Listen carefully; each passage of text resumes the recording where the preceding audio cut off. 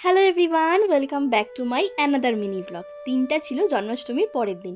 কিছু কারণবশত ভিডিওগুলো তোমাদের সাথে শেয়ার করতে একটু বেশি লেট হয়ে গেল, তো প্লিজ কিছু মনে করো না।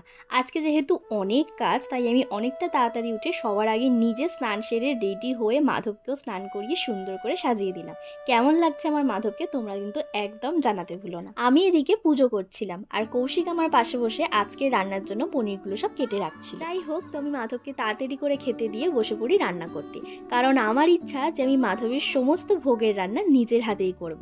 কিন্তু আমি রান্না করলেও কৌশিক, মা, জেঠিমা পাশ থেকে আমার অনেকটা হেল্প করে দিয়েছিল।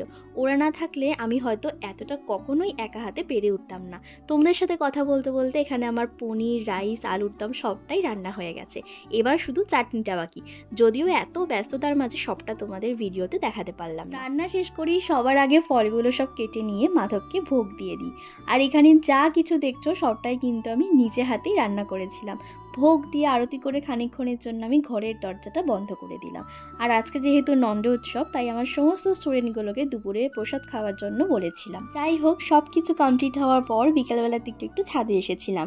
ওয়েদারটা এতটাই সুন্দর ছিল, বেশ ভালো লাগছিল। তো চলো আজকের ব্লগটা এখানেই শেষ করছি, দেখা হচ্ছে খুব তাড়াতাড়ি। সকলকে রাধে রাধে।